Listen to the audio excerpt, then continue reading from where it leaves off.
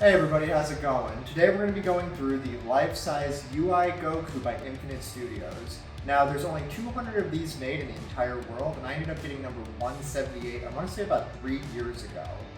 Some of the great things about this are the packaging. When I ended up getting mine, I didn't experience any breaks, any damage with it, but some of the things I will say that made it a little difficult is it comes in 4 large boxes. So storage kind of becomes a difficult situation when you do have those 4 big boxes. It takes up about half of my garage. The other thing I will say is when I ended up buying this guy, it ended up costing me about $30,850 US, and you can still purchase them at these 3 places. So a lot of people have asked me that have come over, how tall is this guy? He's 218 centimeters tall or 85.8 inches tall. You're gonna need to have a little bit higher ceilings in order to fit him into your room. Luckily in my basement, I have taller ceilings, so he does fit with a lot of room to spare. One of the things I do love about this guy, compared to other life-size statues that are on the market, mainly I like to compare him to like MRC, is I like the scale of this UI Goku. He doesn't feel overscaled, he doesn't feel underscaled, he kind of feels right in line. Now, next to me, he looks like a giant, but in actuality, Goku, to my understanding, is between 5'7", 5'8", and even some sites have him as 5'10". So without this nice base, he comes in at about the same height as I am. So it gives me a nice realistic expectation when I do have him standing next to me. I can kind of see that this is the scale that I'm looking to collect. One of the things I really do like about this life-size set is the heads are interchangeable. So whether you want Omen Ultra Instinct or you want Mastered Ultra Instinct, you can swap the heads out between the 2 of these. And this is really interesting to me because at the time there was only one other life-size that had swap out heads in the Dragon Ball universe, and that was MRC Trunks. Now, what I also think that this does well that other studios have yet to really adopt is the aura that is in the base. This was the first life-size Dragon Ball Z statue that had aura across the entire base that does light up as well. So the nice thing is these are also removable. When these did get shipped, they got individually inserted into the boxes, so they came very safe. And they are unfortunately not labeled, but there's only 6 of them, so it's pretty easy to figure out where they all go. Once we pop that guy back in there, we can pop on the LEDs and take a look at just how bright they do get within this statue. Each spot has its own LED strip. They're not individual. It's just one button in the back that turns them all on. I will say one of the other nice things is this is a statue that can be hooked up to a smart switch. So I know back in the day when KD had their 1/4s, like their Namek Goku and other statues, the power supplies that they came with did not support smart switches. Now, this does come with a power brick, and when I purchased mine, the only thing it did end up coming with was the EU plug. So I had to have a converter in order to plug it in. Nowadays, I'm not sure if they've changed that, because I know when they first came out, a lot of people were experiencing breaks in the legs, they redid their packaging. I'm not sure if now they do include a US adapter for it, but at least when I purchased it, they did not. The other thing I would love to go into is I love the COA that they did package with this life-size. I was always kind of bummed they got 178 out of 200 just because I was messaging Infinite Studio the moment this went on sale. I think I must have been one of the first people to purchase it from FNC. I was so excited to get it, and this is another one of the first where a lot of studios, like, again, I reference KD a lot, but Tsume and Infinite Studio, they did the metal COAs first. You have things like, there was the, I don't know what material you would call it, but MRC was doing, like, I guess you could say like a cardboard plastic hybrid COA. KD had their credit card type COAs, people were doing metal coins, but I did love the fact that we got to have a giant metal COA with this guy. So one of the other things I definitely want to go into is the fact that this does come apart in a few different pieces. So we'll start from top to bottom. The head is removable, so you can pop the head off and swap it with the Mastered Ultra Instinct head, which is pretty nice. And then what also will come off is the torso, the hand, and the legs. Forgot to remove this. I actually ended up getting this for my brother at my bachelor party. He got everybody a little bag of senzu beans after a night out, just for recovery, but I figure it pairs pretty well with Goku, so we'll put that to the side. But the other thing that I actually really do enjoy is this hand comes right out. It's just a nice failsafe, so you're not gonna run to an extra break point with that, because I've had a few statues where arms break, hands break. My Army Ant Kid Buu, his hand broke off in shipping. It's just another one of those liabilities that you're trying to avoid when it comes to shipping. Unfortunately, this hand does not come off. I feel like this should have also come off, but the problem is the angle it's at. There wouldn't really be a way for it to just slide outward. I think that it would have been more of a liability for it to fall off versus being able to just take it off. But this middle part does come off, and it isn't that heavy as much as I'm making it seem like it is. So it is pretty hollow, I'm not gonna lie. But as you can see, it's kind of my size. Maybe Goku should be a little buffer because, again, I am not that massive of a human being, whereas Goku can punch holes through planets, but I've always been pretty okay with this scale. We ended up putting them back together. I'm not going to take the legs out of the base. The reason I'm not going to do that is they are absolutely heavy, they're awkward. When we ended up moving from our last place to this place, we actually hired a moving company and they had to help me remove the legs just because of how much of a pain they are. The last part would be these two little knots that are on Goku's shoes. It seems very weird to have these be detachable, but they are very nice in regards to being able to make sure that they did not break in shipping. It's just one of those smaller pieces that you're always going to have some sort of break in. They do come off of both shoes and they only go into each of their respective feet. So it's not like you could put this one on the other shoe. Some of the last features I want to go over that I really do like about this piece is I love the underbase to the base. I don't like when studios just have like rocks for a base. I love a nice clean circular underbase. It feels like it wraps the scene up together for me personally. I love how it's the Tournament of Powers flooring. I like the design. I think that the cracks in it make it seem like a dynamic battle has taken place. Absolutely top tier execution from Infinite Studios.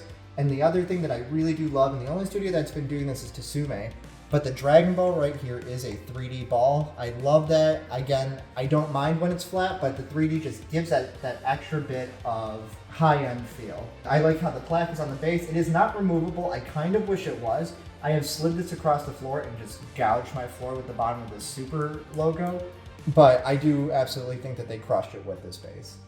One thing I want to make sure we don't forget about is this statue does come with an entirely second bust. At the time, again, I'm going to mention MRC a lot, but besides MRC, we weren't getting many life sizes, and we definitely weren't getting an extra bust with ours or any swap outs. So this is actually the second bust that does end up going with the Lifesize UI Goku. It does have a detachable logo on it, unlike the other one, but it still does have that 3D ball, which I absolutely do love seeing. Another thing I really like to talk about is I like how the base overall, we'll set that to the side, has the same pattern as the life-size statue's base. It's not the same color, but it is the same pattern, so it does really tie in, and it does still have that rock formation that looks like it was destroyed. And then even further below, we have Goku's logo that appears on his back on the bottom of this base. So what I ended up seeing for a long time with this bust is on eBay, different groups, there were a lot of knockoffs of this bust to the point where you'd order it and it looked like it came right off of Wish or AliExpress. It wasn't anything that you wanted to pay for. So when this came out, this bust alone was going for about $1,000. So it does have some nice quality to it. Now we're gonna go through the bad parts of this, the parts I did not like, the quality control issues, the things that I've seen that I wish that just could be so much better. Now, when I ended up getting mine, for full disclosure, I had a lot of paint issues. I had reached out to FNC, I reached out directly to Infinite, I kind of got left on red. When I ended up getting this guy, we'll show some footage of this, but there is bubble wrap circles around the entire chest, so it looks like he was wrapped when maybe the paint wasn't 100% dry, so you'll see a bubble wrap pattern across the chest. The other thing that I did end up having happen to me is along the right arm, there's a lot of scratches. Looks like it was just kind of dragged across the factory floor, and I also do have that on the back of Goku. So those are some of the issues that I ran across just on the mid portion of Goku. We also had that same issue in between the rips in the pants. Now, I think the rips they did in the pants are some of the most dynamic that you could do. I'm surprised that none of this broke in shipping, so it's just kind of a testament to how well the packaging was upgraded. But the knees also have some paint chipping just where it starts from the different textures from the pants to the knee. So I feel like their paint application is very poor. Again, I do love all the different shading that they did within the chest, the arms, I love the tones, everything that they did in that regard, they nailed. But the quality control just was not there for the paint job on this UI Goku. I talk about this on every bust I review. One thing I dislike about this is it has sticker eyes. Now, the stickers on this are not bad. They're good from afar, but they're far from good. Now, when you look at them, you can definitely see that, yeah, they're stick-ons, they can come right off. I think they look good when you're looking at it from a couple feet away, but as soon as you get a little bit closer, you can tell it could be better. there's so much more that they could improve on when it comes to the eyes. And a lot of studios I'm seeing nowadays are moving towards that more sculpted eye. Now that we've kind of gone through the different paint issues, the sticker application, there's only about one more thing that really kind of bugs me about this statue, and it took me years to notice. Because I ended up getting this guy in the mail about 3 years ago. I think it was September. I pre-ordered him either November or December of 2020, I believe it was. I got him in 2021. And recently I've noticed some of the arm sculpture, I just like the way the muscles look. They don't look realistic to me. It kind of just looks, it's hard to explain. It just doesn't feel like this would be a natural muscle when you look at it. And I could be wrong, but when I look at all the other busts I have, there's no bust that has a muscle that's defined like that. And I think the elbows are quite pointy. Again, those are just such small nitpicks. The muscles on the back are some of the most detailed I've seen. The shoulder muscles are defined. I like the pecs that they put on him. Everything else is very well defined. Even the muscles you can barely see on the knees and the leg. Well done, but something about the back of the arm just looks a little awkward to me. Actually, there is one more thing that I wanted to go over that I'm not a big fan of. And that would be when the lights are off, the base itself, it's not sealed in every spot. So light does come through in multiple spots on the base. And I actually had a friend that bought this UI Goku statue where we exchanged what we had issues with, just to make sure it wasn't just ours or we weren't going crazy. And they did let me know that, in fact, when they turn the lights off, it's just light shooting out of the side of the base. Again, that doesn't bother me because in my mind, with the aura coming off of him, it should be just shooting out of every part of the base. It's probably not as intended, but it never bothered me. Now, one thing I'll also talk about is at the beginning of the video, I had this card sitting on my base. I'm not sure if any of you guys do this, but I kind of started to collect random Dragon Ball Hero cards to put in front of my statues. And for this one, I ended up getting a Master Ultra Instinct UI Goku card. So if you end up collecting these as well, please drop them in the comments down below. Would love to hear your thoughts on what you pair with your statues. Overall, I'd give this statue, I'd say an 8 out of 10. There's some flaws. I had a lot of QC issues, but when I walk in a room, it is my main attention drawer. Every time somebody comes over, even repair people when they come to the house, they just lean back and they're like, what did you buy? And it's an awesome awe piece. When I compare it to other life sizes on the market, the only thing that comes close to it would be MRC Trunks. But I've seen that in person. I've seen the weight behind it. There's just no way I'm gonna buy that just because of how much of a hassle it would be. So in my opinion, at the moment, this is the best life size that's on the market. They also do have a Super Saiyan Goku on the market that is also life size, but I prefer the Ultra Instinct version. Thank you everybody for stopping by. I do appreciate you as we went through this statue from top to bottom.